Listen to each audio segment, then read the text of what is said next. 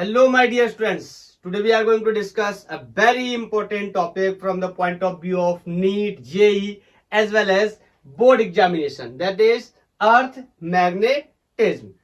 पहले तो अर्थ मैग्नेटिज्म के बारे में सारे कॉन्सेप्ट्स क्लियर करेंगे, बेसिक्स समझने की कोशिश करेंगे. उसके बाद न्यूमेरिकल प्रॉब्लम प्रैक्टिस करेंगे. मैंने 4 क्वेश्चन डीसी पांडे, एक क्वेश्चन एससी वर्मा से ले रखा है. उसको डिस्कस करने के बाद मैं एक क्वेश्चन होमवर्क में आपको दूंगा जेईई मेंस 2021 का. ओके, सो समझने की कोशिश करते हैं कि क्या होता है अर्थ मैग्नेटिज्म. सबसे पहले तो हमें यह समझना होगा कि जिस प्लेनेट पे हम रहते हैं उस प्लेनेट में अपनी एक मैग्नेटिज्म होती है जिसे हम अर्थ मैग्नेटिज्म के नाम से जानते हैं. मैं यहां पर बोल सकता हूं our earth behaves as a strong magnet.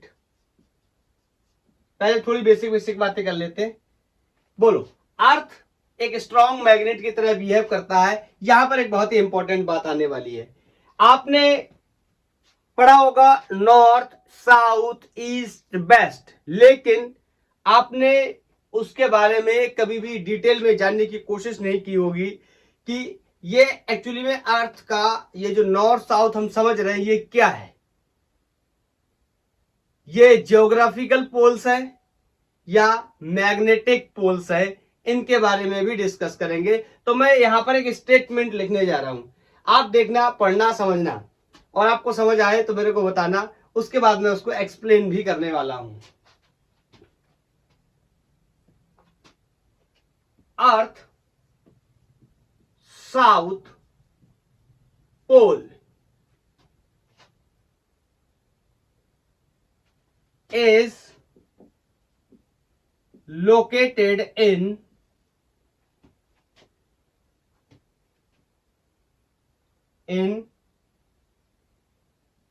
magnetic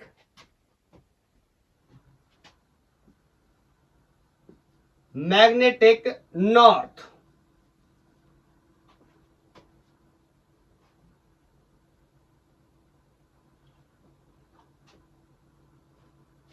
north magnetic नहीं, इन नॉर्थ ऐसे लिखना चाहिए था. नॉर्थ जियोग्राफिक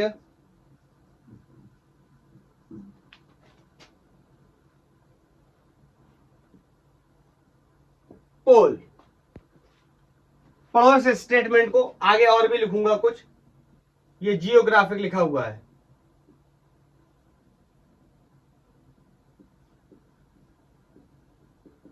ये क्या लिखा है? Earth south pole is located in north geographical pole. क्या ये? And earth north pole is located in south geographic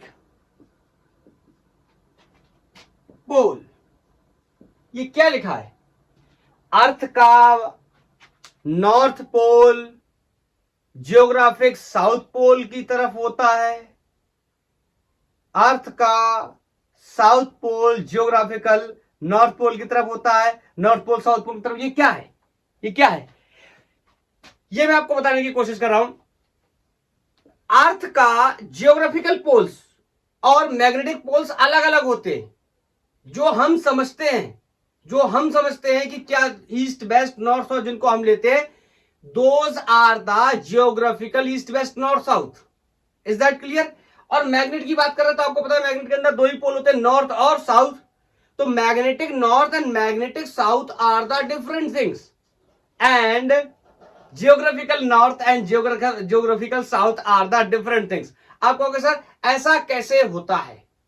तो इसी बात को हम समझने के लिए अर्थ के मैग्नेटिज्म की पढ़ाई कर रहे हैं. ठीक है, तो ये स्टेटमेंट जो मैंने आपको बताया, ये बेसिक चीजें जो मैंने आपको बताई, इसको मैं अब हटा रहा हूं और मैं यहां पर एक अर्थ का डायग्राम बनाना चाहता हूं. कैसा डायग्राम?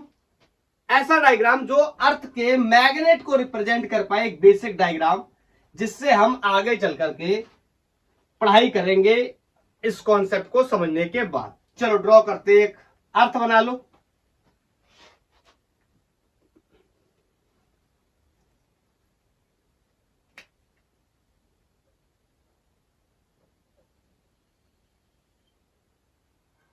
ठीक है, ये मैंने अर्थ बना लिया।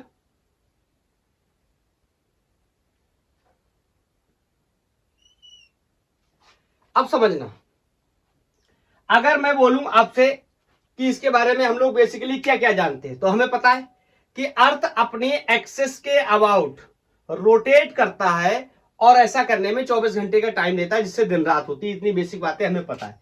तो मैंने मान लिया ये अर्थ का मैंने बना लिया एक्सिस ऑफ रोटेशन। ये हो गया एक्सिस ऑफ रोटेशन। इसके अबाउट क्या कर रहा है, अर्थ घूम रहा है। और बेसिकली आज तक जो हम पढ़ते चले आए, इधर ऊपर की तरफ हम क्या मानते हैं, नॉर्थ। याद आया, नॉर्थ मानते थे। लेकिन आज मैं इसमें आपको थोड़ा सा एक्सप्लेन करके बताऊंगा। आज मैं इसको नॉर्थ ना लिख करके जियोग्राफिक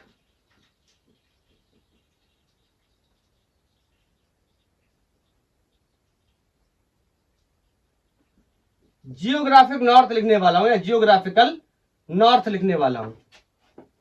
इसको अपन साउथ पढ़ते थे, आज थोड़ा सा परिवर्तन है, मैं इसको जियोग्राफिकल साउथ बोलने वाला हूं। ऐसा इसलिए कर रहा हूं क्योंकि मैग्नेटिज्म को साथ में पढ़ रहे हैं ना, इस वजह से। अगर मैग्नेटिज्म को नहीं पढ़ना होता, मैं साउथ बोल देता, तो ये अंडरस्टैंडिंग में होता कि I am talking about the geographical south. अगर नॉर्थ बोलता तो भी अंडरस्टैंडिंग में होता। लेकिन आज अपन मैग्नेट की पढ़ाई इसके साथ में कर रहे हैं, दैट्स वाई हमें यहां पर इस बात का ध्यान रखना होगा। अब मेरी बात को ध्यान से समझना, अर्थ का जो मैग्नेटिज्म होता है वो कुछ इस तरह होता है। ये हो गया नॉर्थ और ये हो गया साउथ।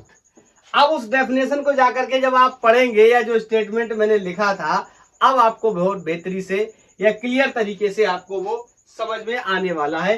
तो मैं अगर यहां पर इस तरीके से एक लाइन बना दूं, इस तरीके से बोलो, तो ये लाइन किसको रिप्रेजेंट करेगी, magnetic south. Is that clear? ये लाइन किसको रिप्रेजेंट करेगी, मैग्नेटिक नॉर्थ। ऐसा क्यों? क्योंकि ये मैग्नेट किसी चुंबक का नॉर्थ और साउथ है, तो चुंबक के नॉर्थ को मैग्नेटिक नॉर्थ, चुंबक के साउथ को मैग्नेटिक साउथ के नाम से जानते हैं। तो इसीलिए जो स्टेटमेंट लिखा था मैंने बोला था मैग्नेटिक नॉर्थ जियोग्राफिकल साउथ की तरफ होता है। देखो, मैग्नेटिक साउथ जियोग्राफिकल नॉर्थ की तरफ होता है, यही मैंने लिखा था। और आपको कंफ्यूज करने के लिए कि इस स्टेटमेंट का क्या मतलब है, ताकि बाद में मैं अच्छे से क्लियर कर पाऊं ना, आप समझे। अब आप मेरे से एक सवाल अगर ये पूछते हो कि सर हमें कैसे पता ये अर्थ का मैग्नेटिज्म ऐसा है, तो इसके लिए हम काफी सारी चीजों की धीरे धीरे चर्चा करने वाले हैं। ओके, अब बताओ, एक बेसिक बात हम लोग पढ़ चुके हैं कि अर्थ हो या कोई भी मैग्नेट हो, मैग्नेट के नॉर्थ पोल से मैग्नेटिक फील्ड लाइन निकलते और आउटर रीजन में साउथ पोल में जाते हैं। तो मैं इसको कुछ इस तरह भी बना सकता हूं। ठीक, ये हो गए अपने मैग्नेटिक फील्ड लाइंस। तो मैंने इस तरीके से बना दे रहा हूं, दोनों तरफ से। ओके, ये हो गया मैग्नेटिक फील्ड लाइंस। हाँ, अब आपने कुछ मेरिडियंस के बारे में सुना होगा, meridians, geographical meridians, magnetic meridians. तो देखो क्या होता है मैग्नेटिक मेरिडियंस और क्या होता है जियोग्राफिकल मेरिडियन, इनके बारे में भी अपन बात करेंगे। तब तक के लिए मैं एक दो चीजें और बता दूं। आपने इक्वेटर्स के बारे में भी सुना होगा, मैग्नेटिक इक्वेटर, जियोग्राफिकल इक्वेटर। तो ध्यान से सुनना, अगर मैं एक ऐसी लाइन ड्रॉ करूं जो मैग्नेट को काट करके दो हिस्सों में बांट दे, ऐसी लाइन को अपन मैग्नेटिक इक्वेटर के नाम से जानते हैं। Is that clear? ये बेसिक इंफॉर्मेशन ही आपको याद रखनी है, ठीक है। और ऐसी लाइन या ऐसा ऐसी लाइन में ड्रॉ करूं जो अर्थ को दो बराबर भागों में बांट दे, उसे हम ज्योग्राफिकल इक्वेटर के नाम से जानते हैं। बोलो, तो चाह आप उसको बना सकते हो। मैं ज्यादा ड्राइंग नहीं करना चाहता यहाँ पे, इतना ठीक है। अब एक बात मैं आपको और भी बताना चाहता हूं जो कि काफी इंपॉर्टेंट बात है। अर्थ का मैग्नेटिक साउथ और जियोग्राफिकल नॉर्थ, आपको पता टिल्ड है, एक ही डायरेक्शन में अलाइन तो है नहीं, ऐसे तो है नहीं, ध्यान से सुनना, ऐसे तो है नहीं, ये नॉर्थ है ये साउथ है, और ये साउथ कौन सा होगा, ये सॉरी ये नॉर्थ किसका होगा ज्योग्राफिकल, ये साउथ किसका होगा ज्योग्राफिकल, ऐसे तो है नहीं, टिल्डेड है कुछ एंगल पे, तो ये एंगल 11.5 डिग्री होता है, 11.5 डिग्री का एंगल होता है ये। ठीक है, बेसिक बातें क्लियर करेंगे तभी जाके एडवांस प्रॉब्लम्स को हम सॉल्व कर पाएंगे। बोलो, तो इतनी बातें क्या आप समझ गए? किसी को कोई डाउट तो नहीं है? बोलो, सब क्लियर? हाँ, अब मैं आपको यहां पर और एक बात बताना चाहता हूं। अगर मैं मैग्नेटिक फील्ड की डायरेक्शन को बनाऊं, so this is going to be direction of magnetic field, इस तरीके से मैग्नेटिक फील्ड की डायरेक्शन हो जाएगी। बोलो, क्या इतनी बातें आपको समझ में आई? आप मैग्नेटिक नॉर्थ समझ गए, आप मैग्नेटिक साउथ समझ गए, आप जियोग्राफिकल नॉर्थ समझ गए, आप जियोग्राफिकल साउथ समझ गए। क्या समझ गए? ये एक्सिस ऑफ रोटेशन है, इसके अबाउट अर्थ इस तरीके से क्या करता रहेगा, रोटेट करता रहेगा। तो अर्थ का मैग्नेटिज्म भी चेंज हो सकता है। ये सब बहुत रिसर्च का विषय है। ओके, चलो अब मैं आपको 2-3 चीजें बताता हूं। जैसे आपको पता है फिजिक्स या मैथमेटिक्स में बहुत सारे लोग आते हैं, अपने अपने कॉन्सेप्ट्स देते हैं, थ्योरियां बताते हैं, और उसके बाद में जो थ्योरी सबसे वैलिड हमें महसूस होती है मैथमेटिक्स को फॉलो करते हुए, हम उसको फॉलो करते हैं।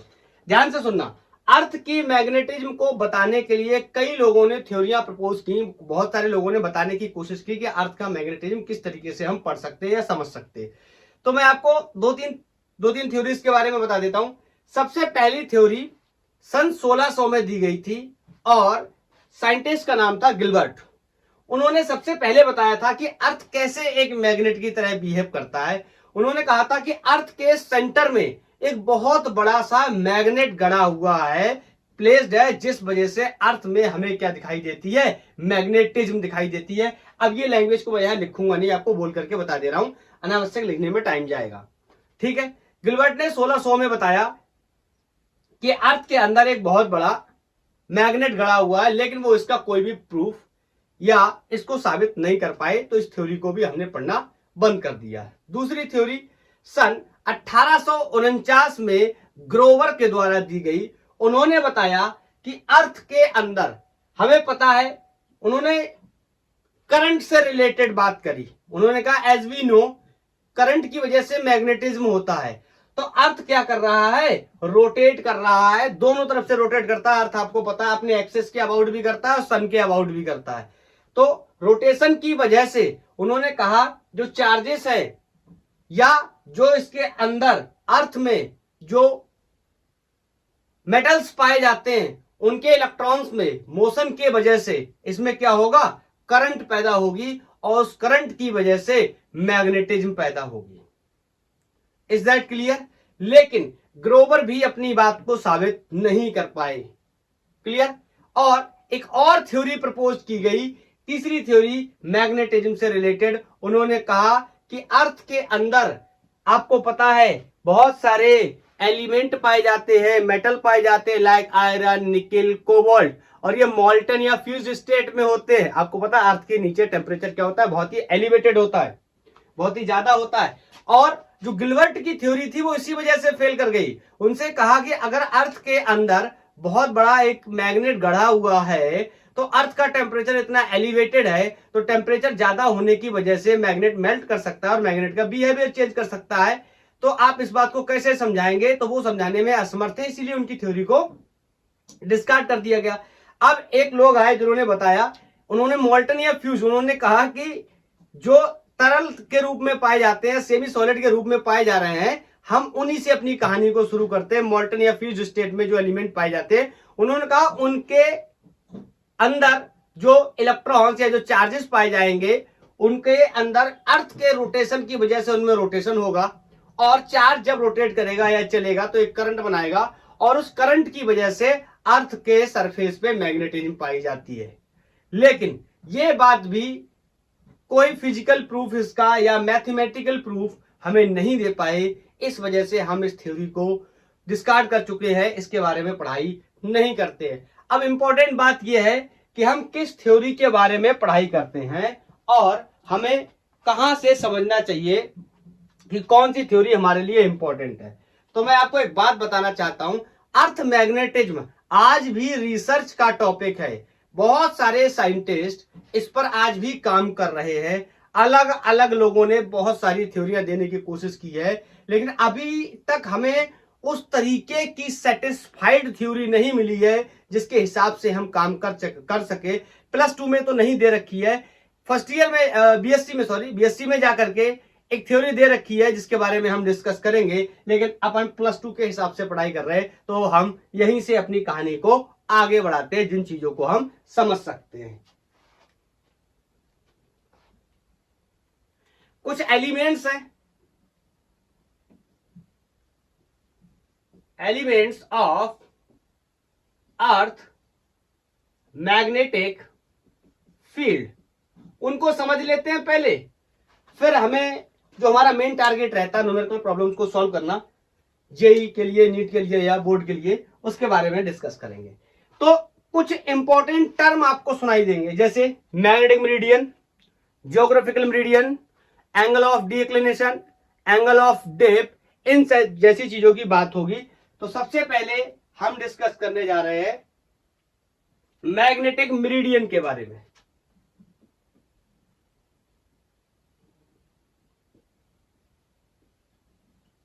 क्या होता है मैग्नेटिक मेरिडियन? वैसे अगर मैं कम शब्दों में बोलने की कोशिश करूं तो मैं कह सकता हूं the vertical plane in the direction of magnetic field is called, अब इज कॉल्ड वगैरह नहीं लिख रहा हूं, इतना ही काफी है। समझ गए? बोलो समझेंगे कैसे इस बात को, ये मेरी बात को ध्यान से सुनना। मतलब ये क्या है, फर्स्ट ऑफ ऑल एक प्लेन है, मतलब एक एरिया है, और कैसा एरिया है, वर्टिकल प्लेन है, वर्टिकल एरिया है इन the direction of magnetic field. Magnetic field का मतलब अर्थ की मैग्नेटिक फील्ड के वर्टिकल प्लेन में मेरे को एक एरिया बनाना है। मैं अभी बना करके बताऊंगा आपको, 2-3 चीजें एक साथ एक्सप्लेन करूंगा। दूसरी डेफिनेशन लिख लेते हैं पहले, जियोग्राफिकल या ज्योग्राफिकल मेरिडियन।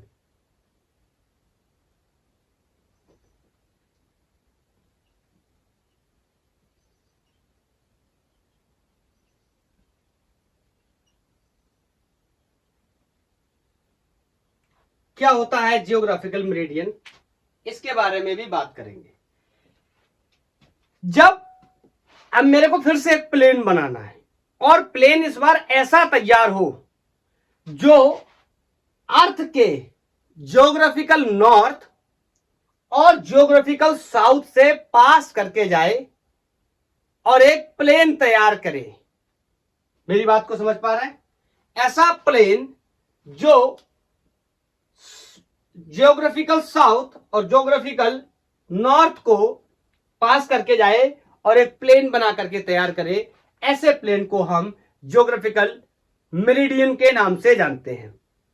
बोलो कोई डाउट?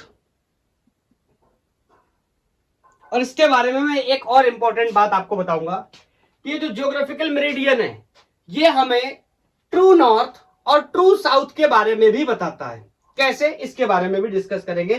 तो सबसे पहले हम क्या कर लें, इसका डेफिनेशन लिख लें कि क्या होता है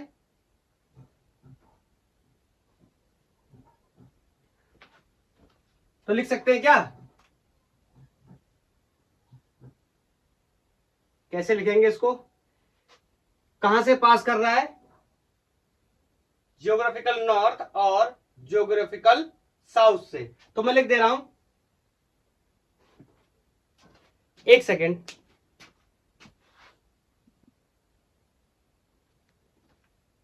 सॉरी, लाइट की वजह से थोड़ा डिस्टर्बेंस हो गया था। चलो दोबारा से कैरी करते हैं। हम लोग ज्योग्राफिकल मेरिडियन का डेफिनेशन लिख रहे हैं, तो लिख सकते हैं क्या, वर्टिकल प्लेन क्या कर रहा है, कहां से पास करेगा बताओ।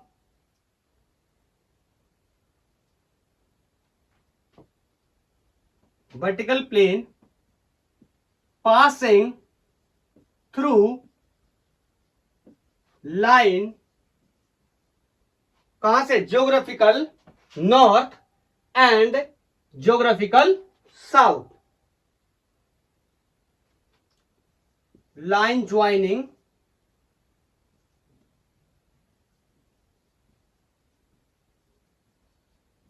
Geographical north and geographical south is called geographical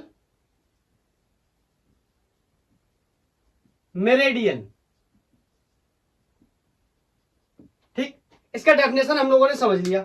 अब मैं इसका आपको फील बताना चाहता हूं कि किस तरीके से हमें ये डायग्राम में समझ करके क्वेश्चन प्रॉब्लम में सॉल्व करने के लिए हमें हेल्प करेगा। तो आप इस डेफिनेशन को नोट करो, इन दोनों डेफिनेशन को नोट करो। मैं एक डायग्राम के माध्यम से आपको बताने की कोशिश करता हूं, बताना क्या समझ आया है।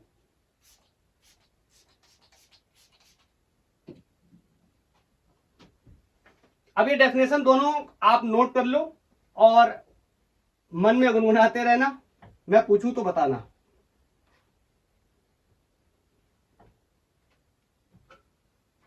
मैं दोनों पिक्चर्स को रखना चाहता हूं, इसको भी रख रहा हूं ताकि कंबाइन में हम बहुत ही आसानी से समझ सकेंगे। ये था अपना मैग्नेटिक नॉर्थ। अब समझना मेरी बात को ध्यान से, देखो अर्थ तो यहां पर इस तरीके से बना हुआ है, ठीक है, लेकिन इसका मैग्नेट कुछ इस तरीके से, या मैग्नेटिक डाइपोल इसका इस तरीके से। तो बताओ ये मैग्नेटिक फील्ड किसमें क्रिएट करेगा, 2D में। Is that clear? ये मैग्नेटिक फील्ड 2D में क्रिएट करेगा, तो इसका एक कोई कंपोनेंट हॉरिजॉन्टल हो जाएगा और कोई कंपोनेंट इसका वर्टिकल हो सकता है। Is that clear? तो चलो समझने की कोशिश करते हैं। मैं एक ऐसा प्लेन बनाने जा रहा हूं, मैग्नेटिक मेरिडियन के रिगार्डिंग बात कर रहा हूं, जो कि क्या करे, मैग्नेटिक अर्थ के मैग्नेटिक फील्ड के प्लेन के परपेंडिकुलर हो। तो समझना,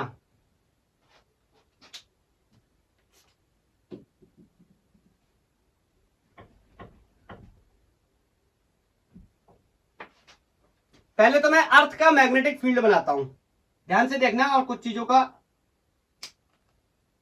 जवाब मैं पूछूं तो बताना।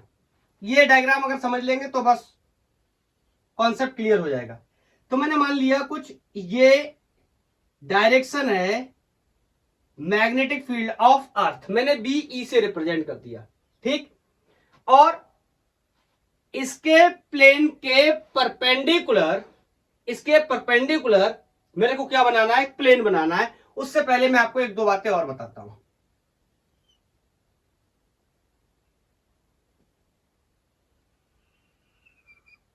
बोलो, अगर इसके कंपोनेंट करूंगा कोई एंगल आ जाएगा यहां पर, क्या एंगल आएगा उसके बारे में भी डिस्कस करेंगे।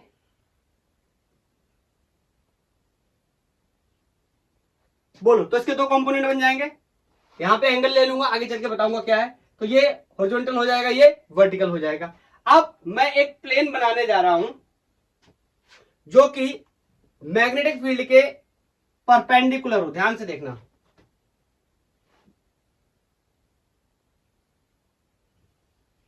इस तरीके से ये मैंने प्लेन बनाया, ठीक है, और मैग्नेटिक फील्ड के क्या है, परपेंडिकुलर है। तो मैं इसको नाम दे रहा हूं मैग्नेटिक मेरिडियन।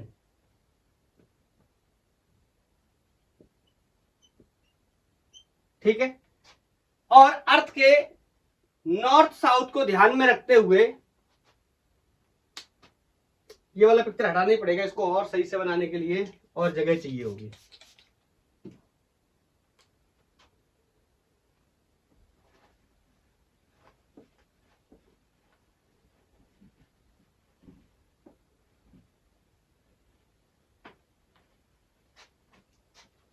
देखना, तैयार एक एक एक प्लेन तैयार कर लिया है।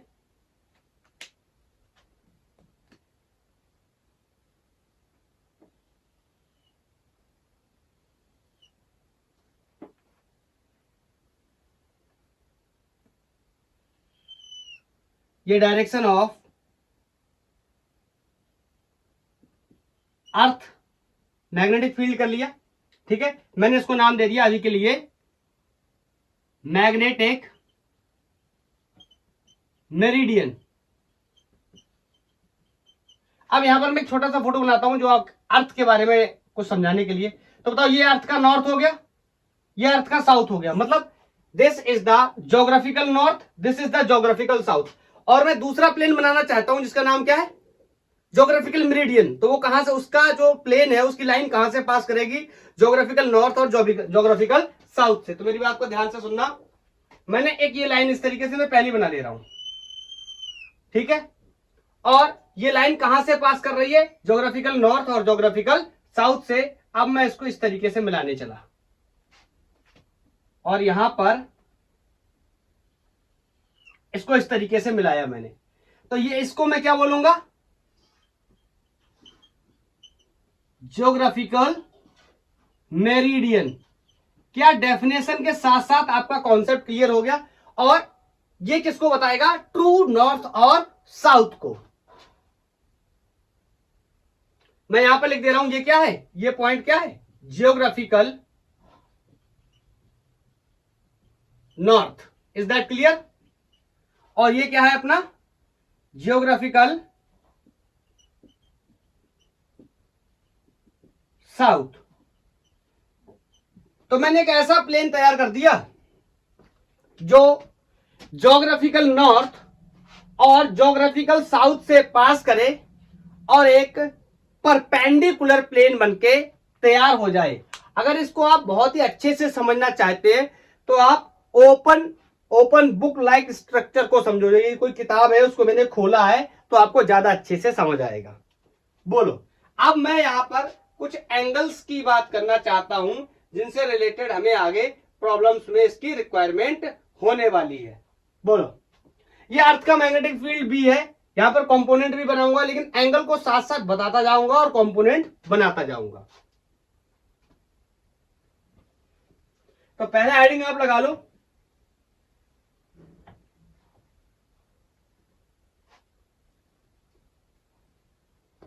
एंगल ऑफ डिक्लिनेशन अल्फा से रिप्रेजेंट करते हैं हम लोग, एंगल ऑफ डिक्लिनेशन अल्फा से रिप्रेजेंट करते हैं। क्या होता है एंगल ऑफ डिक्लिनेशन या अल्फा, किन किन चीजों के बीच का एंगल होता है, ये मुद्दे की बात है। तो मैं यहां पर आपको बहुत ही शॉर्ट लैंग्वेज में समझाना चाहता हूं।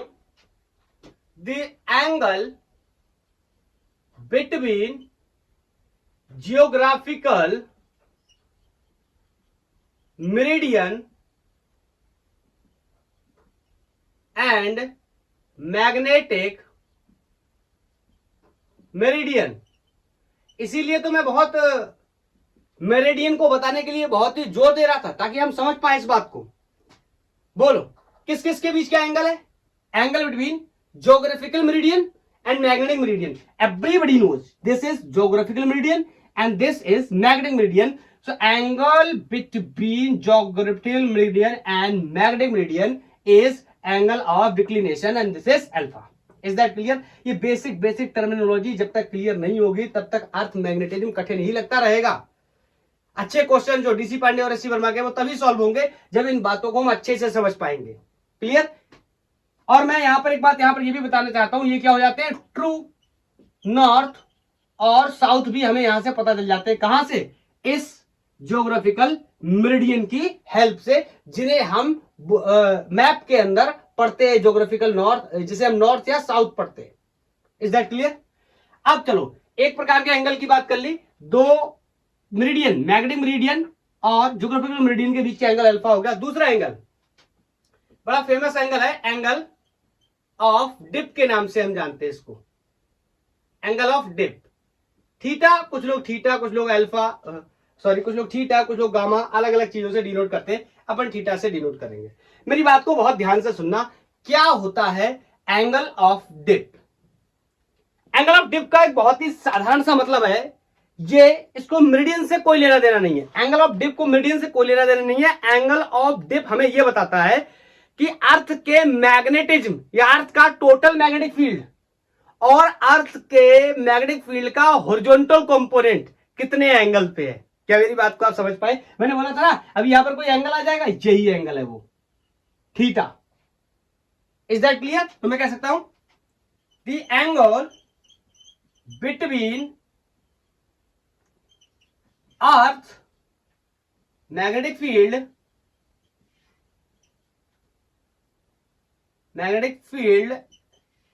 and horizontal component of Earth's magnetic field.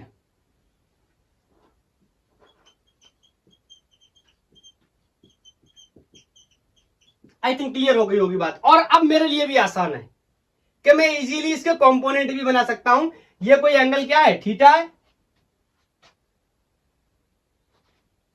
ये कोई एंगल क्या है? थीटा है। ये लाइट में इस तरीके से क्यों हो रहा है? ये कोई एंगल थीटा है। अब समझना, अगर यहां पर आपको देखिए टफ लग रहा हो ना, तो मैं इसका एक छोटू सा अलग डायग्राम बनाता हूं। तो ये डायग्राम क्लियर होना हमारे लिए बहुत जरूरी है। ध्यान से सुनना। ये मैंने इस तरीके से बाहर बना दिया, शायद आपको बिल्कुल भी कठिन नहीं लगेगा। ये हो गया अर्थ का मैग्नेटिक फील्ड, जिसे हम बीई के नाम से रिप्रेजेंट कर रहे हैं। ठीक, यहां पर मैंने एंगल ले लिया थीटा, बोलो, और तो इसके दो कंपोनेंट बनके रेडी हो जाएंगे। ये कंपोनेंट यहां से थीटा लिया है, तो ये वाला कंपोनेंट हॉरिजॉन्टल कंपोनेंट कहलाएगा। इसे हम एच से डिनोट करेंगे, ज्यादातर किताबें एच से लिखती है। ठीक है, तो इस एच की वैल्यू बताओ कितनी होगी? बीई का कितना? Cos theta. अब ये मत कह देना ये मेरे को नहीं पता है कि ये बीई कॉस थीटा कैसे आ गया। This is not happening the first time in the physics. हम इसको क्लास 11 से पढ़ते चले आ रहे हैं। ई का मतलब सिर्फ यहां सफिक्स में ई है, अर्थ का मैग्नेटिक फील्ड। ठीक है, इसको हम क्लास 11 से पढ़ते चले आ रहे हैं, जब से हमने वेक्टर की पढ़ाई करी है कि हम किस तरीके से कंपोनेंट करते। ये एंगल जहां से बनता है उसे हम cos थीटा वाला नाम देते हैं, और इसका परपेंडिकुलर कौन है? ये, तो इसको हम बी से नाम से जानेंगे, वर्टिकल कंपोनेंट के नाम से। और इसकी वैल्यू कितनी हो जाएगी? इसका क्या? Sine theta. Is that clear? इसलिए मैंने इसको यहां निकाल करके बाहर बताया। अब मैं यहां पर इसको इजीली लिख सकता हूं, this is going to be this is going to be H, which is BE cos theta, which is the horizontal component of the earth magnet, and this B is the vertical component of the earth magnet, and value is BE sin theta. I think now should be clear कि angle of dip क्या है। Clear है? Angle of dip क्या है, ये बहुत ही आसानी से क्लियर होना चाहिए। बोलो, समझ गए?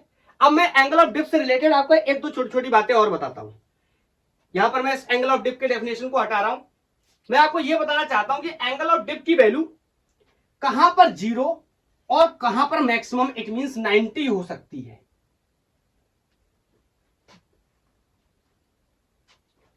तो एंगल ऑफ डिप की वैल्यू 90 हो सकती है एट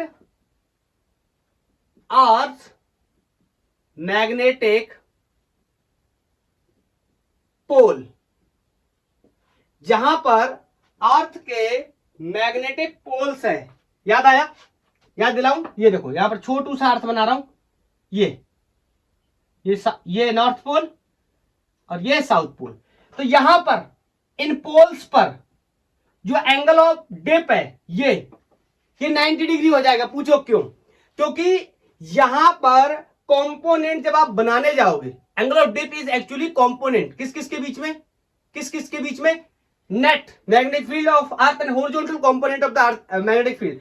तो यहां पर क्या होगा? ये हॉरिजॉन्टल कंपोनेंट इस तरीके से बनेगा, एंड ये टोटल मैग्नेटिक फील्ड ये इस तरीके से बनेगा, और इन दोनों के बीच में एंगल कितना डिग्री हो जाएगा? 90 डिग्री। ये दोनों कैसे हो जाएंगे? एक दूसरे के परपेंडिकुलर। कहां? इन पोल्स पे। कौन से पोल्स पे? अर्थ मैग्नेटिक पोल पे। Is that clear? चाहे इसकी वैल्यू कहीं पर जीरो भी हो सकती है, ऑफ कोर्स हो सकती है।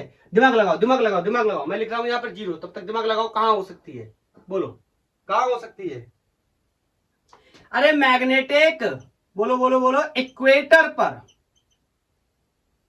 मैग्नेटिक इक्वेटर याद है, मैंने ऐसे करके एक लाइन बनाई थी, याद आया, ये मैग्नेटिक इक्वेटर था। यहां पर जब मैं हॉरिजॉन्टल और वर्टिकल कंपोनेंट करने जाऊंगा तो मेरे को दिखाई देगा कि यहां पर ये तो एंगल जीरो हो जा रहा है, मतलब जो अर्थ का मैग्नेटिक फील्ड का डायरेक्शन होगा, हॉरिजॉन्टल कंपोनेंट है उसी का ऊपर अलाइन कर जाएगा। Is that clear? इसीलिए यहां पर एंगल की वैल्यू क्या हो जाएगी, zero, and theta remain. Is that clear? Remember, theta is the angle between earth magnetic field and horizontal component and this is called angle of dip. Okay, तो यहां पर मेरे को पता चल गया कहां कहां पर इसकी वैल्यू जीरो हो सकती है। देखो ये जो मैं पढ़ा रहा हूं, ये जो भी मैं बता रहा हूं, ये क्या हुआ, अर्थ आपको पता है, अर्थ कोई स्टेशनरी ऑब्जेक्ट तो है नहीं। अर्थ क्या कर रहा है, कॉन्टिन्यूअस रोटेशन कर रहा है, इट्स ओन एक्सिस के अबाउट, ऐसे ऐसे और ऐसे दोनों तरीके से मोशन कर रहा है। ऐसे कर रहा है अर्थ के अबाउट, और जैसे अभी मैंने करके बताया था इट्स ओन एक्सिस के अबाउट कर रहा है। तो ये जो भी पढ़ाई चल रही ना, मैंने अर्थ का एक पिक्चर लिया, फोटो खींचा मोबाइल फोन से, ऐसे फोटो खींचा एक मैंने, और उसके बाद अपन इसकी पढ़ाई कर रहे हैं। लेकिन आपको पता है ये तो कॉन्टिन्यूअस मूविंग ऑब्जेक्ट है, रोटेट कर रहा है, तो इसका मैग्नेटिक फील्ड भी चेंज होता रहता है। इसके बारे में हमें यहां पर ज्यादा पढ़ाई नहीं करनी है। बोलो, हम जिन चीजों के बारे में समझना चाहते हैं ऑलमोस्ट हमारी चीजें क्लियर हो चुकी हैं, अगर आपने इन बेसिक चीजों को क्लियर तरीके से समझ लिया। बोलो, समझ गया एंगल ऑफ इंक्लिनेशन क्या है, सॉरी एंगल ऑफ डिक्लिनेशन क्या है, एंगल ऑफ डिप क्या है, एंगल ऑफ डिप कहां पर 90 हो सकता है, एंगल ऑफ डिप कहां पर जीरो हो सकता है। चलो अब छोटी छोटी एक दो बातें और कर लेते हैं, फिर कुछ क्वेश्चंस को सॉल्व करना शुरू करेंगे। मैं आपसे पूछूं एक सवाल, इसको मैंने बनाया, मैं लिखूंगा अगर horizontal component H is VE cos theta, कोई प्रॉब्लम नहीं होनी चाहिए, और मैं वर्टिकल कंपोनेंट V को लिख सकता हूं BE sin थीटा, किसी को कोई प्रॉब्लम नहीं होनी चाहिए। The question is how can we find the value of angle of dip. So we can find very easily the value of angle of dip. कैसे, देखो इन दोनों इक्वेशंस को मैं अगर कंपेयर करूं, या आई कैन से मैं 2/1 करने जा रहा हूं इसको। So this is going to be 2/1, this is going to be BE sin theta upon BE cos theta will be equal to, ये ऊपर आ जाएगा वर्टिकल कंपोनेंट। ये ध्यान रखना, बी का मतलब कुछ और मत समझना, B is the vertical component of earth magnetism. Is that clear? And H is the horizontal component of the earth magnetism. ये बी से B cancel, sine over cos simply क्या होता है, tan। So I can find the value of tan theta by the help of vertical component of the earth magnetic field divided by the horizontal component of the earth magnetic field. Is that clear? हाँ, कभी कभी अगर मेरे से vertical component पूछा गया है, horizontal दिया, एंगल ऑफ डिप दिया, तो मल्टीप्लाई कर देंगे, मेरा काम हो जाएगा। Is that clear? तो यहां से एक फॉर्मूला ये बनकर तैयार हुआ, ये आगे चल के हमें इसकी जरूरत पड़ेगी। तो पहला सवाल तो ये हो गया, ये एंगल कितना। अब दूसरा एक और सवाल है कि ये BE अर्थ का टोटल मैग्नेटिक फील्ड में कैसे कैलकुलेट कर सकता हूं, उसके लिए मैं आपको बताने जा रहा हूं। इसको नोट करो, इसको हटा रहा हूं।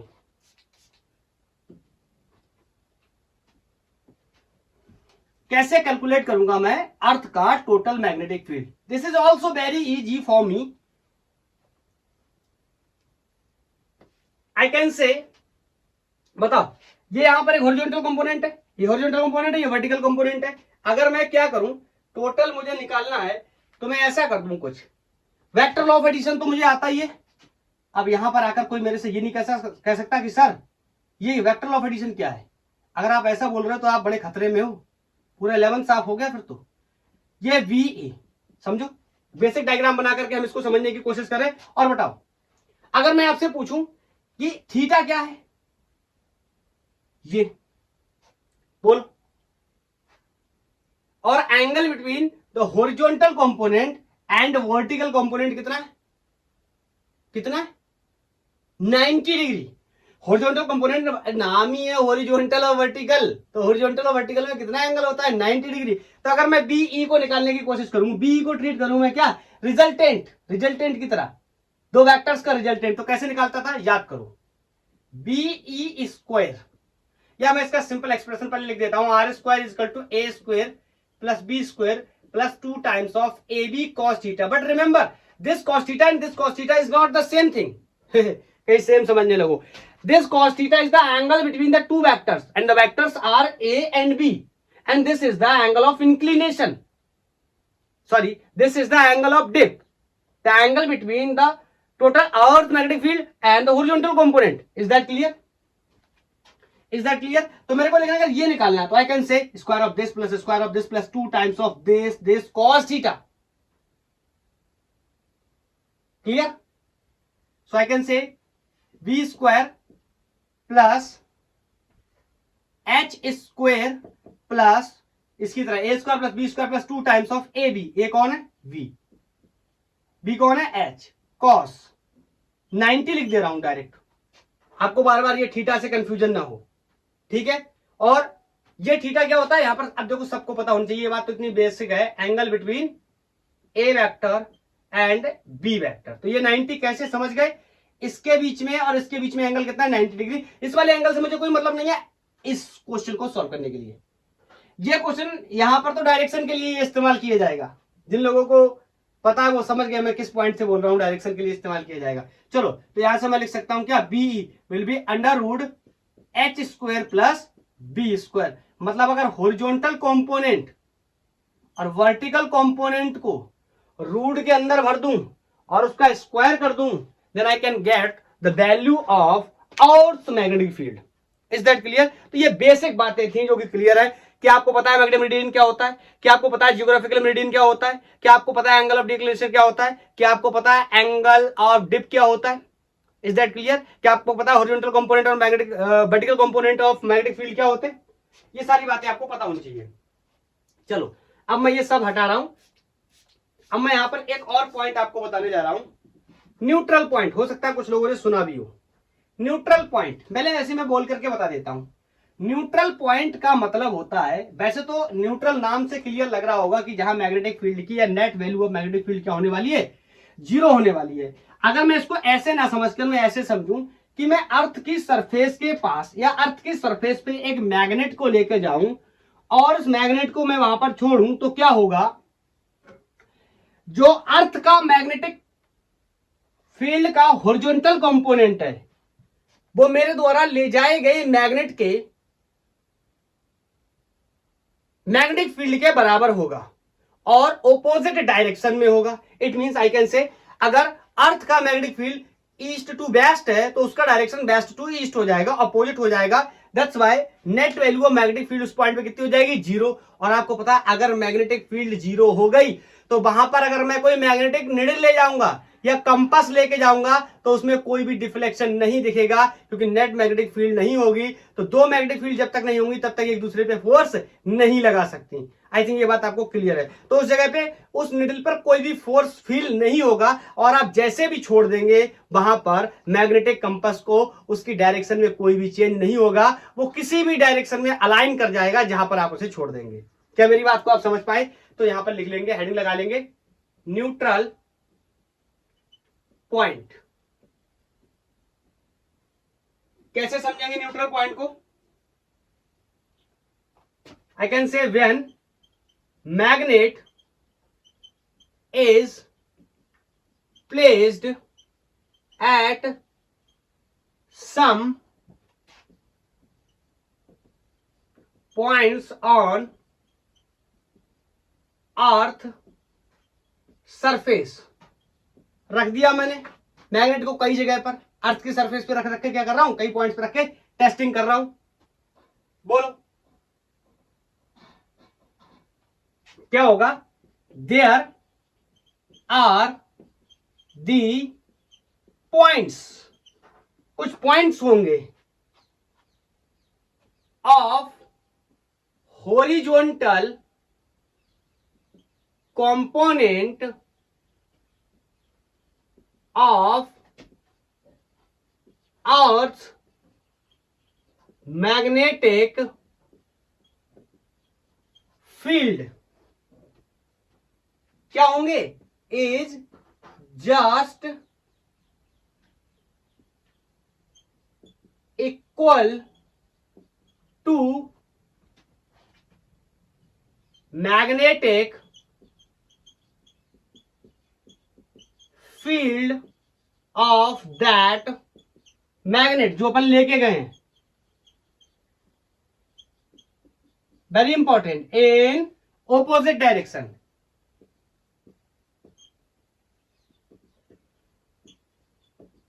सिंपली बोलो तो इसका मतलब क्या हो गया, नेट मैग्नेटिक फील्ड तो जीरो हो चुका है, क्योंकि दोनों की डायरेक्शन क्या है, अपोजिट है, दोनों के मैग्नीट्यूड क्या है, सेम है। मैंने लिखा है क्या, जस्ट इक्वल। तो मैं कह सकता हूं the point is called neutral point.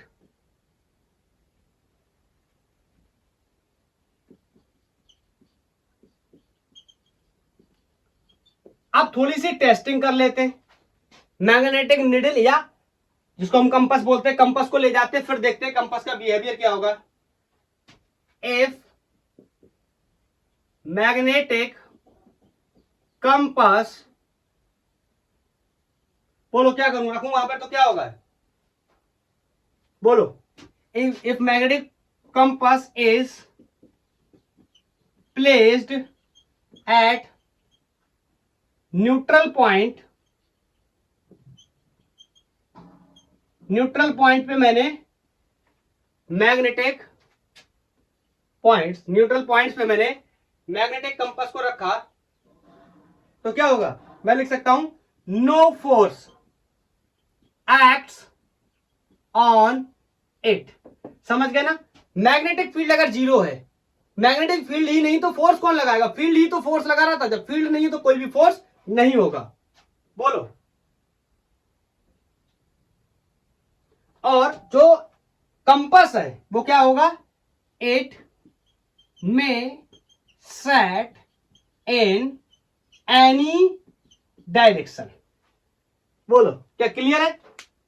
Neutral point, neutral points वो पॉइंट होते हैं जहां पर अर्थ का जो horizontal component of the magnetic field है वो उस मैग्नेट के मैग्नेटिक फील्ड के क्या हो जाता है, बराबर ऑपोजिट डायरेक्शन में हो जाता है, उस जगह पर नेट मैग्नेटिक फील्ड जीरो हो जाता है। इस वजह से जब भी मैं वहां पर कोई कंपास लेके जाता हूं तो कंपास में कोई भी डिफ्लेक्शन देखने को नहीं मिलता है, क्योंकि वहां पर कोई भी फोर्स नहीं होता है, और कंपास जिस डायरेक्शन में आप छोड़ देंगे उसी डायरेक्शन में क्या हो जाएगा, सेट हो जाएगा, अलाइन हो जाएगा। क्या आप मेरी बात को समझ पाए, कॉन्सेप्ट क्या क्लियर है, बिल्कुल क्लियर होना चाहिए। अब मैं एक बात आपको और बताना चाहता हूं, इसको मैं प्रीवियस लेक्चर के साथ जोड़ करके बताना चाहता हूं। हम डिस्कस कर चुके हैं प्रीवियस लेक्चर में कि बार मैग्नेट या मैग्नेटिक डाइपोल की वजह से एक्सिस पर और परपेंडिकुलर बाइसेक्टर पर कितना होने वाला है magnetic field in the terms of magnetic dipole moment vector. याद आया, magnetic dipole moment vector capital M is equal to छोटू एम इंटू 2l, वेयर छोटू M is the pole strength. Pole strength का मतलब ये चार्ज की तरह behave करता है, P equal to Q into 2l। जहां इलेक्ट्रिक डाइपोल में प्लस क्यू और माइनस क्यू थे, यहां पर नॉर्थ और साउथ है। मैंने बता भी रखा है कि साउथ की पोलरिटी नेगेटिव चार्ज की तरह होती है, नॉर्थ की पोलरिटी पॉजिटिव चार्ज की तरह होती है। तो वहां पर क्या होता था, Q P equal to Q into 2l होता था। क्यू क्या होता था, चार्ज होता था उस पोल का। यहां पर छोटू एम होता पोल स्ट्रेंथ। चलो अब उसके पॉइंट ऑफ व्यू से थोड़ा सा समझने की कोशिश करते हैं। मैं आपको एक बात बताना चाहता हूं, जैसे मान लो, ज्यादा डिटेल नहीं करेंगे, इससे काफी क्वेश्चंस पूछे जाते हैं, इस वजह से मैं इसको टारगेट कर रहा हूं। ये अर्थ मैग्नेट है। अब देखो ये ऐसा होता तो नहीं है, लेकिन जानबूझ के मैंने रखा हुआ कुछ समझाने के लिए। समझते हैं, मैं इसके नॉर्थ पोल और साउथ पोल को भी बना लेता हूं। मान लो ये इसका कोई साउथ है, ये इसका नॉर्थ है। अब मैं इसके साथ एक बार मैग्नेट रखना चाहता हूं। बोलो, अब मैंने यहां रख दिया कोई एक, यहां रख दिया मैंने कोई एक क्या, बार मैग्नेट। ऐसा नहीं बना रहा खड़ा, इस तरीके से नहीं, और देखने में कॉम्प्लिकेटेड लगेगा। सुनना, इसका ये नॉर्थ पोल है, ये कोई साउथ पोल है, और ये कोई न्यूट्रल पॉइंट है, ये न्यूट्रल पॉइंट है। यहां पर भी अगर मैं समझूं, मैं मान ले रहा हूं यहां पर भी ये कोई क्या है, न्यूट्रल पॉइंट है। इन दोनों को जब मैं मिलाने जाऊंगा तो ये कोई डिस्टेंस मेरे को आर मिल जाएगी। अब ध्यान से समझने की कोशिश करें तो ये क्या है, एक मैग्नेट है, और इस मैग्नेट से इस पॉइंट पर अगर कहीं मैं मैग्नेटिक फील्ड की वैल्यू को कैलकुलेट करने जाऊं, बोलो तो ये पॉइंट कहां है, इस मैग्नेट के एक्सिस पर, तो कितना फील्ड होना चाहिए, बोलो बोलो बोलो, मेरी बात को बहुत ध्यान से सुनना। मैग्नेटिक फील्ड क्या होता था, बी से हम लिखते थे, लेकिन यहां बी नहीं होगा, या तो यहां पर एच होगा, या फिर यहां पर इस ये वाला वी होगा, मतलब वर्टिकल या हॉरिजॉन्टल कंपोनेंट्स होंगे, क्योंकि यहां पर मैग्नेटिक फील्ड किसमें था, 2D में था। तो I can say H is going to be mu not upon 4 pi, बोलो बोलो बोलो, 2m upon r cube. This is the magnetic field. Due to this, Earth's magnetic at this point. बोलो जहां पर मैं कैपिटल M के बारे में बता सकता हूं, this is Chhotu m into 2l। हाँ, इसका नाम भी लिख सकते हैं, इसका नाम मैग्नेटिक डाइपोल मोमेंट होता है, ये वेक्टर क्वांटिटी है, ठीक है, समझ पाए। तो इसको दूसरे तरीके से भी समझ सकते हैं। बोलो ये तो एक्सिस का केस हो गया, अगर परपेंडिकुलर बाइसेक्टर का केस समझना हो तो क्या कर सकते हैं, इसको नोट कर लेना, लैंग्वेज में बोलेगा, north pole of the bar magnet is pointing towards the south pole of magnet, earth magnet. तो हमें समझना होगा इस तरीके से कि हम कौन सा एक्सप्रेशन का इस्तेमाल कर सकते हैं। एक वहां पर आप रफ डायग्राम बना सकते हैं, आप चाहो तो इसको ऐसे भी समझ सकते थे, ऐसे बना सकते थे, अर्थ का मैग्नेट ऐसे बना लिया, ये वाला ये अर्थ मैग्नेट हो गया, और ये वाला मैग्नेट आप ऐसे बना लेते। इज दैट क्लियर, फिर भी कोई प्रॉब्लम नहीं थी। बोलो अब मैं दूसरा वाला केसेस का समझना चाहूं तो मैं उसके बारे में भी आपको बता दे रहा हूं, इसको आप नोट कर लो, मैं इसको हटा दे रहा हूं।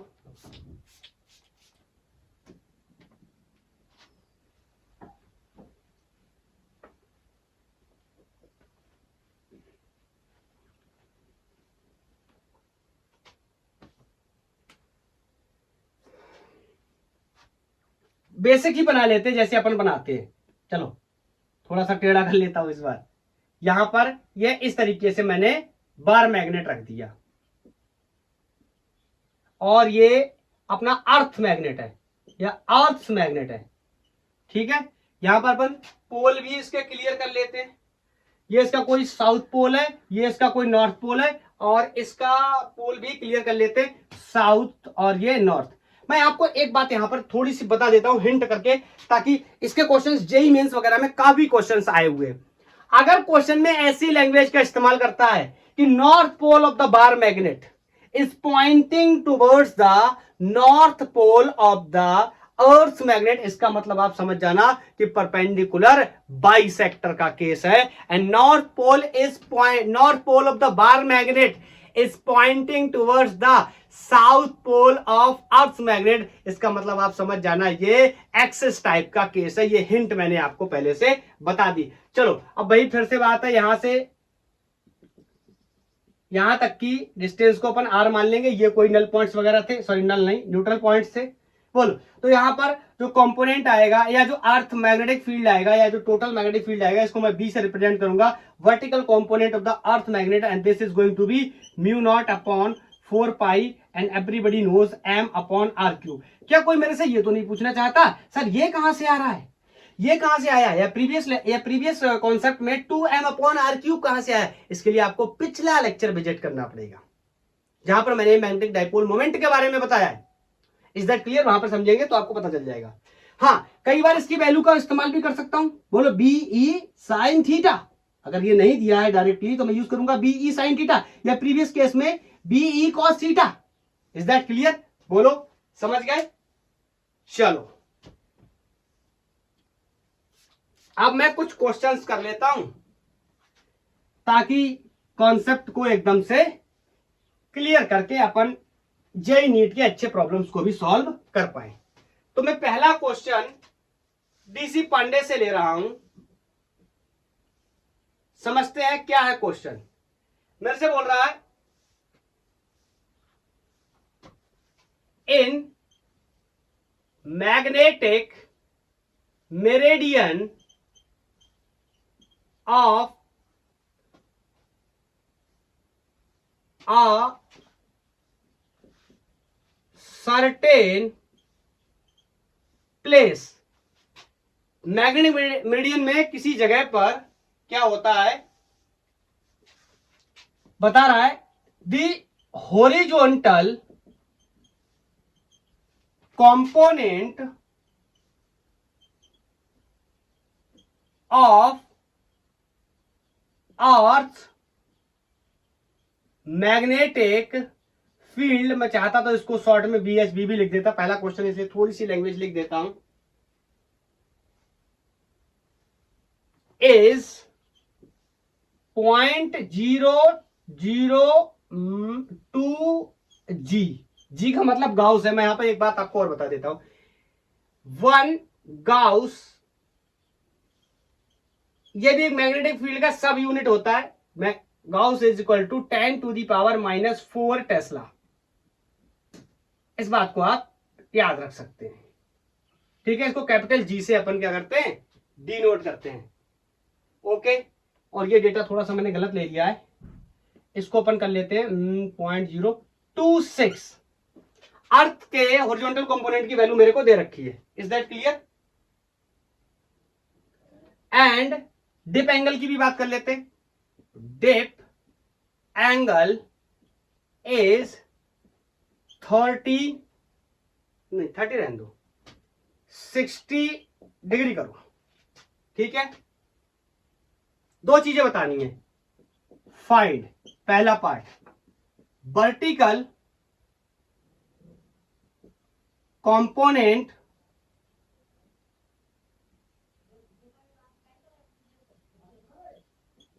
Of earth magnet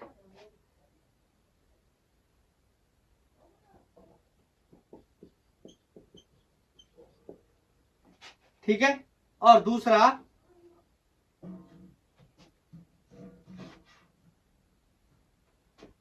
net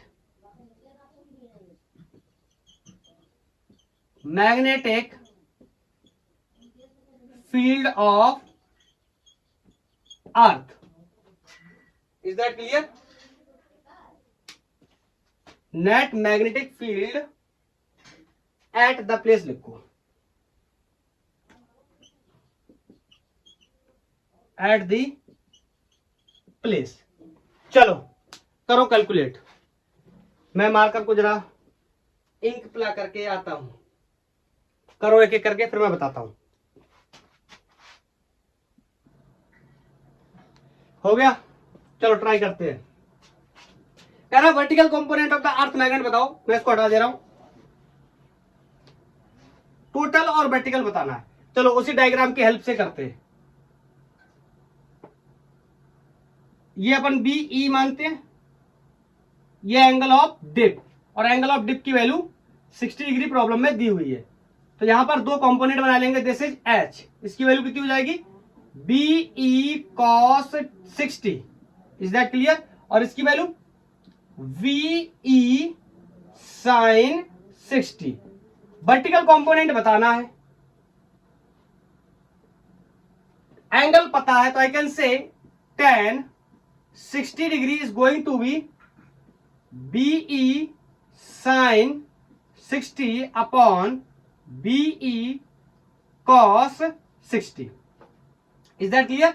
vertical upon horizontal component, ये BE से BE कैंसिल। यहां अरे ये क्या हो गया, ये क्या होगा दोनों की वैल्यू नहीं रखनी चाहिए थी ना, ये तो पता कैसे चलेगा। इसको मैं लिख सकता हूं vertical component upon horizontal component. Horizontal मेरे को पता है क्या है 0.26, गाउस में दे रखा है, कन्वर्ट कर लेंगे। tan 60 की वैल्यू कितनी होती है, sin 60 √3/2 अपॉन cos 60 1/2, तो इससे ये मर गया कितना होगा, √3 है ना, √3, इसकी वैल्यू 0.026। देखो अब अगर आप इसमें मल्टीप्लाई कर देते हो और इसका आंसर कर लेते हो तो आंसर गाउस में कर देना, या यहां पर इंटू 10⁻⁻4 और कर लो और उसके साथ क्या कर लो, आंसर गाउस में कर लेना। Is that clear? ये 1060 की वैल्यू तो ठीक है ना, ठीक है। तो यहां से b की वैल्यू इन दोनों को मल्टीप्लाई कर लोगे तो कितनी आ जाएगी, ऐसी कोई 0.45 गाउस। ठीक है, कैलकुलेशन आप अपने आप से कर लेना, समझ गए। अब चलो दूसरा सवाल इसका करते हैं। करंट तो अर्थ का कितना मैग्नेटिक फील्ड है, ये तो मेरे लिए और भी आसान है, कैसे समझते हैं। ये तो बी हो गया, वर्टिकल कंपोनेंट हो गया, ये एच हो गया, हॉरिजॉन्टल कंपोनेंट हो गया, ये वी हो गया, ये एंगल 60 डिग्री हो गया। मुझे ये बताना है, बताओ तो कैसे करूंगा। ये वैल्यू भी मुझे पता है, अभी अभी मैंने सॉल्व करके निकाली 0.45 गाउस। ये वाली वैल्यू भी मुझे पता है 0.246। तो बताओ इसको मैं बहुत आसानी से कर सकता हूं, बोलो। या तो एक तरीका ये जो मैंने पहले हम लोगों ने सीखा था कि √b² प्लस h², आप चाहो तो यहां से निकाल लो, या इसका एक तरीका और भी हो सकता है, कंपोनेंट से निकाल लो ना, ज्यादा कैलकुलेशन से बच जाएंगे। बोलो h क्या होता है, h क्या होता है, BE cos थीटा, बोलो cos 60 हो जाएगा। तो ये यहां पर मेरे को निकालना, h मेरे को पता है कितना है 0.26 गाउस, BE और cos 60 की वैल्यू हाफ, तो इसमें मल्टीप्लाई होगा 26 दूनाई 52, 0.52 आंसर गाउस में करना पड़ेगा, बोलो। या फिर यहां पर हम चाहें तो ऐसे भी कर सकते हैं 10⁻⁻4 टेस्ला, अगर टेस्ला में करना है तो।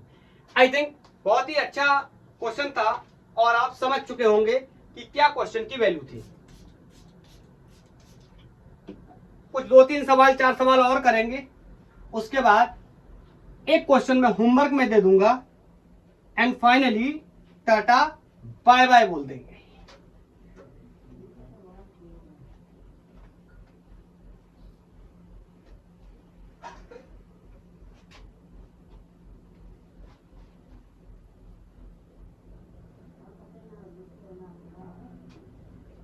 क्वेश्चन है, the magnetic needle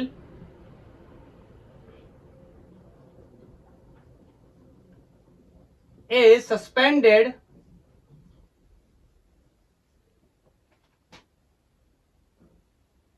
in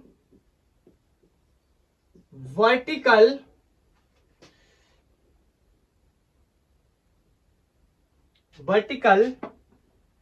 plane at the angle of 30 degree.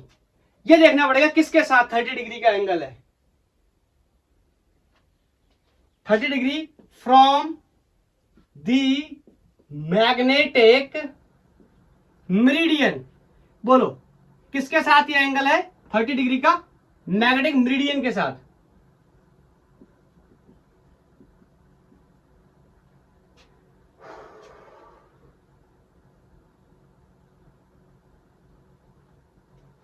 नहीं 30 डिग्री नहीं, गलत मैंने बोल दिया। The magnetic meridian is suspended in the vertical plane at the angle 30 degree, ठीक है। और आगे बोल रहा है from the magnetic meridian makes 45 degree with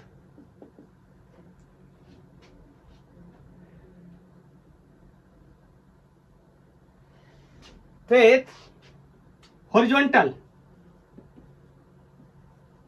अब आई थिंक समझ गए होंगे आप, वर्टिकल से 30 डिग्री और हॉरिजॉन्टल से 45 डिग्री का एंगल बना रहा है। ये काफी इंपॉर्टेंट क्वेश्चन है, इस तरीके के बहुत सारे क्वेश्चन आपको जेईई मेंस के अनसॉल्व्ड में भी मिल जाएंगे।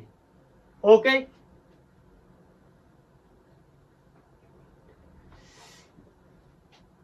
Find the true angle of dip. और ये क्वेश्चन एससीबी का ही प्रॉब्लम है, सॉरी डीसी पांडे का प्रॉब्लम है। डीसी पांडे से लिया इस क्वेश्चन को मैंने। क्वेश्चन कह रहा है कि magnetic needle is suspended in the vertical plane at the angle 30 degree from the magnetic 30 degree from magnetic meridian makes 45 degree with horizontal. Vertical से 30, हॉरिजॉन्टल से 45। कह रहा है find the true angle of dip क्या होगा। चलो इसको कैसे सॉल्व करेंगे समझने की कोशिश करते हैं। उस डायग्राम को बनाऊं क्या?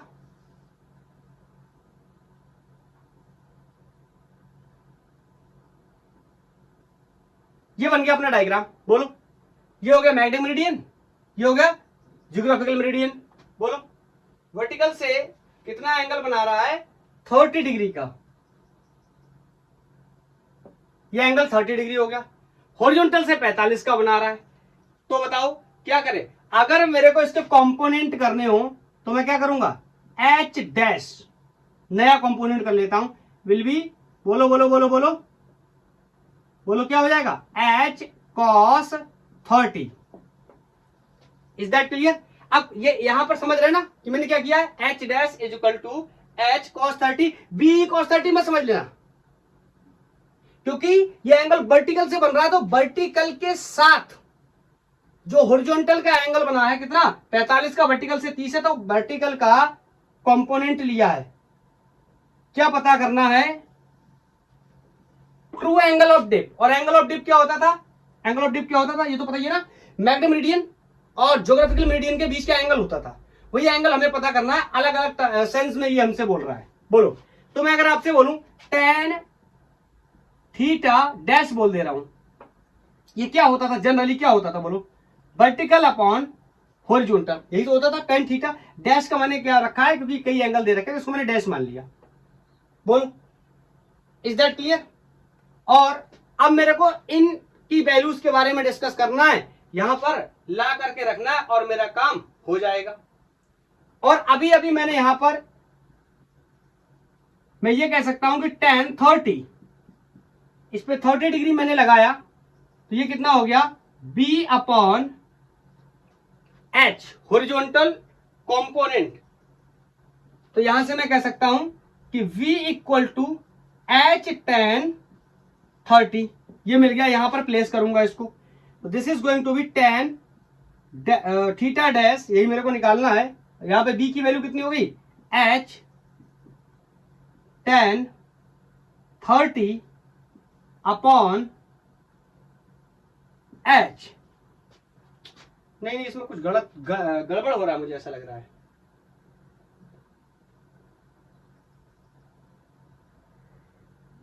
हाँ यहां से ये चीज गलत हो रही है। और यहां पे ये वर्टिकल h की वैल्यू कितनी हो जाएगी? सॉरी, यहां पर b डैश और h डैश। ओके, तो h डैश की वैल्यू को मैं लिख सकता हूं क्या? h cos 30। और ये b डैश, इसके लिए यहां पर b डैश का यूज कर सकता हूं। क्लियर है? यहां से ये कैंसिल हो गए। अब यहां से tan 30 अपॉन cos 30 इनकी वैल्यू रखनी है। tan 30 की वैल्यू 1 अपॉन √3, cos 30 की वैल्यू √3/2। इसको सॉल्व करोगे, सॉल्व करने के बाद आपको पता चलेगा ये 41 डिग्री आएगा। ठीक है? अगर आपको इस क्वेश्चन में थोड़ी बहुत दिक्कत हुई है तो डोंट वरी, मैं एससी वर्मा का भी एक सवाल आपको करवाने वाला हूं इसी कॉन्सेप्ट पे बेस्ड, 1-2 क्वेश्चन के बाद। ओके, ताकि हमारा कॉन्सेप्ट बिल्कुल क्लियर हो जाए। लेक्चर की लेंथ काफी हो रही है, मेरे को एक सवाल कराना है और सवाल की जो लैंग्वेज है वो काफी लंबी है। तो मैं ऐसा करता हूं, क्वेश्चन को नोट कर देता हूं ताकि थोड़ा सा टाइम मेरा बच जाएगा 2 मिनट का। ये अपना क्वेश्चन है, काफी अच्छा क्वेश्चन है, डीसी पांडे से लिया हुआ है।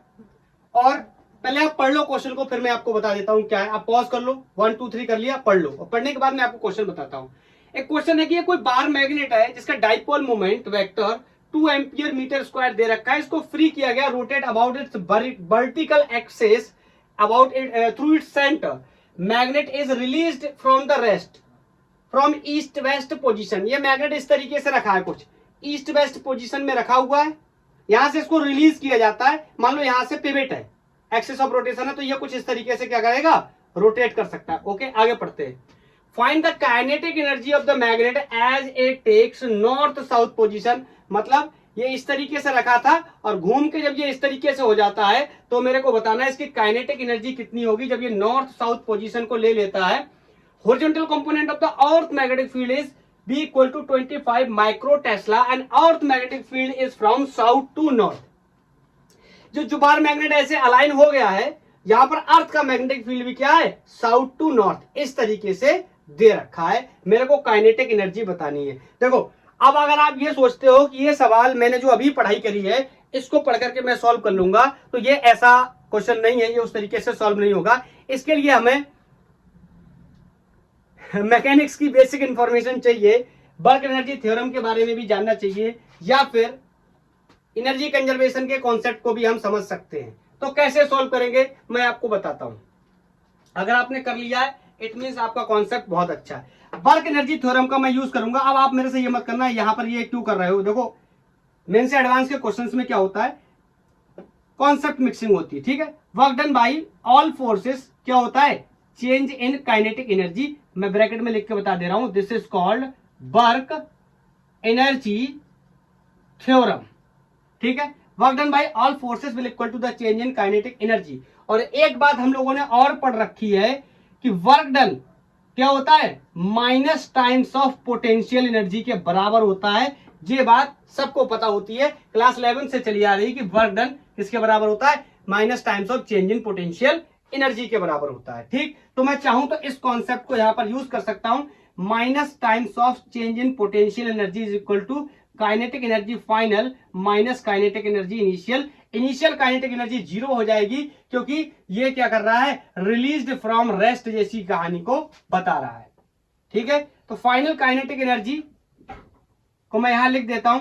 पोटेंशियल एनर्जी को जब अपन एक्सपेंड करेंगे तो क्या करेंगे, final potential energy minus initial potential energy. तो ये माइनस होने की वजह से ये उल्टा हो जाएगा, initial potential energy minus final potential energy. हम इसको ऐसे लिखेंगे, आप चाहे इसको एक्सपोज करोगे ना तो ये ऐसा होता है ना, you final minus you initial. लेकिन जब इसमें माइनस का साइन लगा हुआ है तो ये उल्टा हो जाएगा, फाइनल वाला माइनस का हो जाएगा और इनिशियल वाला प्लस का हो जाएगा। इतनी बेसिक इंफॉर्मेशन तो सबके पास होती है। बोलो, और एक बात मैं आपको और बता दूं, चलो मैं इस क्वेश्चन को ऊपर से साफ कर रहा हूं। पोटेंशियल एनर्जी कितनी होती है मैग्नेटिक डाइपोल की, जब वो मैग्नेटिक फील्ड में रखा होता है। कल के लेक्चर में ही हमने ये डिस्कस किया है, डेरिवेशन भी कर रखा है। U इक्वल टू याद है minus M B cos theta या M vector dot B vector.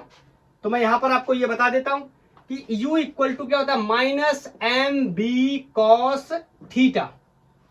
बोलो क्या ये बात क्लियर है। और अगर मैं एंगल्स को समझने की कोशिश करूं, ध्यान से सुनना, पहले ये मैग्नेट कुछ इस तरीके से रखा था, ठीक है। फिर ये बाद में मैग्नेट पलट के कुछ इस तरीके से हो गया। तो बताओ अगर इनिशियली एंगल को मैं 0 कंसीडर कर लूं, एक्स एक्सिस के हिसाब से पैरेलल था, तो ये वाला एंगल बाद में कितना हो गया, 90। Is that clear. तो मैं फाइनल पोटेंशियल एनर्जी और इनिशियल पोटेंशियल एनर्जी में मुझे एंगल की रिक्वायरमेंट होगी, वो एंगल भी मेरे अब क्या हो चुके, क्लियर हो चुके। तो मैं यहां पर लिखना चला final kinetic energy will be initial, तो क्या लिखूंगा मैं, एम बी कॉस इनिशियल कितना है, 0। Is that clear. बोलो इनिशियल एंगल कितना है, 0 और माइनस एक चीज और करनी चाहिए थी यहां पर, चलो अब क्या ही करें। आपको पता है जब इस एक्सप्रेशन को खोलते हैं ना तो ये हर जगह माइनस है, ये माइनस पहले से है और एक माइनस ये, तो इस रिजल्ट में ओवरऑल कोई फर्क नहीं पड़ेगा। कैसे मैं बताता हूं, समझना। इस माइनस की वजह से ये वाला रिलेशन उल्टा हो जाएगा, फाइनल वाला माइनस में हो जाएगा और इनिशियल वाला प्लस में हो जाएगा। Is that clear. ये माइनस अंदर मल्टीप्लाई होगा, लेकिन इनके आगे भी माइनस है, तो फिर से जो रिजल्ट अब जो प्लस के दिए वो माइनस के हो जाएंगे, जो माइनस के दिए वो प्लस हो जाएंगे। इसका मतलब ये रिजल्ट फिर से यही हो जाएगा। ओके, तो मैं यहां पर ज्यादा कैलकुलेशन को कॉम्प्लिकेटेड ना करते हुए मैंने M B cos 90 minus M B cos 0। Is that clear. क्या सबको इस बात के बारे में जानकारी है, आइडिया है, कोई प्रॉब्लम तो नहीं है। बोलो, यहां पर माइनस का साइन जो बाहर था मैं वो कैरी कर लेता हूं। Is that clear. बोलो cos 90 की वैल्यू कितनी होती है, 0। Everybody knows this thing, cos 90 is 0। तो फाइनल काइनेटिक एनर्जी ये माइनस माइनस प्लस हो गया, इज इक्वल टू mb। ये हमारा आंसर हो गया। ठीक है, अब न्यूमेरिकल वैल्यू दे रखी है तो न्यूमेरिकल वैल्यू डाल करके सॉल्व कर लेते हैं। मैग्नेटिक डाइपोल मोमेंट वेक्टर की value 2 ampere metre square and the value of magnetic field is also given which is 25 micro tesla. Is that clear? क्या आप मेरी बात को समझ पा रहे हैं? ये डायरेक्शन है मैग्नेटिक फील्ड का, क्वेश्चन ने बता रखा है। बोलो क्लियर? तो इसको सॉल्व कर लेंगे। 25 दुनाई 50, 50 माइक्रो जूल आंसर कर सकते हैं हम इसका। बोलो क्या ये क्लियर था? मैंने वर्क एनर्जी थ्योरम का यूज किया। हाँ, अगर आप चाहो तो एक कॉन्सेप्ट वर्क एनर्जी थ्योरम का ना यूज करके ये भी यूज कर सकते हो कि जब ये यहां पर रखा था तो इसकी पोटेंशियल एनर्जी उस दरमियान जब ये घूमा किस में कन्वर्ट हो गई होगी? काइनेटिक एनर्जी में। आप ये कॉन्सेप्ट भी यूज कर सकते हो, पोटेंशियल एनर्जी का जो लॉस है वो किसके बराबर हो जाएगा? गेन इन काइनेटिक एनर्जी के बराबर भी होगा। ये भी हम लिख सकते हैं। बोलो, मैं नेक्स्ट क्वेश्चन को नोट कर देता हूं। ये दो क्वेश्चंस मैंने नोट कर रखे हैं। एक क्वेश्चन एससीबी से ले रखा है, दूसरा जेईई मेंस 2021 का प्रॉब्लम है। तो आप दोनों क्वेश्चंस को नोट कर लो चाहो तो, फिर एक एक करके सॉल्व करते हैं। पहला क्वेश्चन आप चाहो तो ट्राई कर सकते हो। ये वही क्वेश्चन है, फाइंड द ट्रू डिप के बारे में क्वेश्चन है, जो एक क्वेश्चन मैंने पहले कराया था डीसी पांडे का। तो मैंने बोला था अगर किसी को डाउट रह गया है तो इस क्वेश्चन को अभी क्लियर कर लेंगे एससी वर्मा का एक प्रॉब्लम सॉल्व करके। चलो तो इसको सॉल्व करते हैं।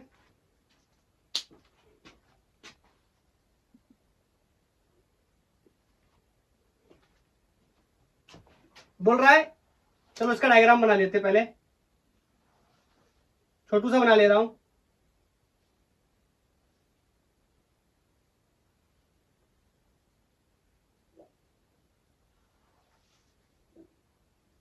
ठीक है, क्वेश्चन कह रहा है at 45 degree the magnetic meridian. Magnetic meridian से कितना? 45 डिग्री। तो ये हो गया मैग्नेटिक मेरिडियन, यहां से 45 डिग्री। और the apparent dip is 30। Dip का क्या मतलब होता था? Angle between magnetic meridian and geographical meridian. तो ये हो गया ज्योग्राफिकल मेरिडियन, ये है मैग्नेटिक मेरिडियन। तो इसको देखो 3D का आया ऐसे बनाना, यहाँ पर थोड़ा सा देखने में प्रॉब्लम होती है, इसीलिए शायद ये क्वेश्चन दिक्कत करे। तो ये 30 डिग्री मेरे को मिल गया। तो बताओ, सबसे पहले तो मैं 30 डिग्री के रिगार्डिंग ही लिखता हूं, tan 30। बोलो मैं इसको क्या लिखूं? Vertical component upon horizontal component. बोलो क्या ये बात क्लियर है? क्लियर है? अब ध्यान से सुनना। अब इस क्वेश्चन का, इस एंगल का फायदा लेकर के मैं समझने की कोशिश करता हूं। 45 डिग्री दे रखा है मैग्नेटिक मेरिडियन से, ये है मैग्नेटिक मेरिडियन। ठीक है, सॉरी मैग्नेटिक मेरिडियन, ये है मैग्नेटिक मेरिडियन। यहां से 45 डिग्री दे रखा है।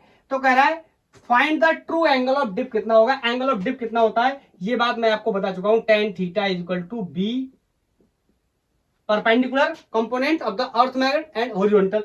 इसको मैं डैश बोल देता हूं, ये निकालना है। और मेरे को एपरेंट एंगल दिया 30 डिग्री। तो बताओ इसको कैसे कैसे यूज कर सकता हूं मैं? तो इस एच, इस बी की जगह मैं क्या रख सकता हूं? वहां पर एच tan 30। बोलो यहां पर ध्यान से सुनना, tan theta dash is equal to यहां से एच tan 30। इस बी की जगह अपॉन एच की जगह एच ही रख लिया मैंने। बोलो, और ये पिछले सवाल की तरह फिर से दिक्कत करने लगा। क्यों? क्योंकि मेरे को यहां पर कंपोनेंट बनाना है। ये यहां पर देखना, ये एच का जब कंपोनेंट बनाने जाऊंगा, this is going to be H cos 45। बोलो, तो इस एच डैश की जगह क्या रखने वाला? यहां पर एच डैश रखता था ना, यहां एच डैश की जगह कितना रख सकता हूं? H cos 45। आई थिंक अब आपका कॉन्सेप्ट एकदम से क्लियर हो गया होगा। बोलो क्लियर ना? ये एच डैश रखना था, डैश वाला एंगल। वर्टिकल कंपोनेंट में तो कोई चेंज है नहीं, इसीलिए मैंने इसको यहां से निकाल लिया, एपरेंट जो डिप दे रखा था उसके साथ में, और यहां वैल्यू को प्लेस कर दिया। यहां एच से एच चला गया तो मैं ऐसे हटा ही दे रहा हूं, ऐसे हटा दे रहा हूं। tan 30 1/√3, cos 45 1/√2। तो इसको सॉल्व करेंगे, tan थीटा विल बी 1/√6। ठीक है, इसको सॉल्व करोगे कितना आएगा, यहां से theta equal to tan inverse 1/√6। This will be the answer. क्या आप समझ पाए? कोई डाउट तो नहीं है? मेरे को पता नहीं क्यों लग रहा है कि इसमें कोई डाउट ना रह जाए, इसीलिए ये काफी इंपॉर्टेंट क्वेश्चन है।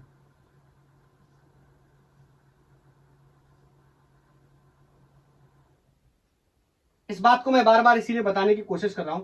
यहां से ये एंगल 30 डिग्री दे रखा है, एंगल ऑफ डिप, भले ही अपेरेंट दे रखा है, हमें अपेरेंटली ऐसा महसूस हो रहा है कि 30 डिग्री है। डिप, डिप का मतलब मैग्नेटिक मेरिडियन और ज्योग्राफिकल मेरिडियन के बीच का एंगल। और मेरे से कह रहा है 45 डिग्री मैग्नेटिक मेरिडियन से दे रखा है, दैट्स ओके। और मैग्नेटिक मेरिडियन से 45 डिग्री दे रखा है, इसमें यहां पर मैं दोबारा से बनाऊं तो यहां पर ये 45 डिग्री मैग्नेटिक मेरिडियन से दे रखा है, तो इसके मैं कंपोनेंट बना लूं, ये डैश वाला कंपोनेंट बना रहा हूं, दिस इज h cos 45। h डैश की अगर मुझे जरूरत पड़ेगी यहां से ये वाला कंपोनेंट, ये हॉरिजॉन्टल कंपोनेंट बना ले रहा हूं, तो ये h cos 45 हो जाएगा। तो इसलिए मैंने यहां पर कितनी वैल्यू रख दी, h cos 45। और ये angle of dip vertical component upon horizontal component, तो यहां बी बी या vertical component upon horizontal component. Is that clear? बोलो, अब तो क्लियर हो जाना चाहिए, 2 बार मैंने बता दिया अलग अलग तरीके से। बोलो हाँ, जो अगर ऐसी गलती मत करना कि यहां पर h की वैल्यू यही रख दोगे तो ये फिर से दोनों तीनों tan में कन्वर्ट हो जाएंगे। चलो ये क्वेश्चन क्लियर? नीचे वाला क्वेश्चन पढ़ो, पढ़ लिया? चलो, और ये सवाल हम आपके लिए होमवर्क में रहने वाला है। ये सवाल आपने मेरे को बताना है, जेईई मेंस 2021 का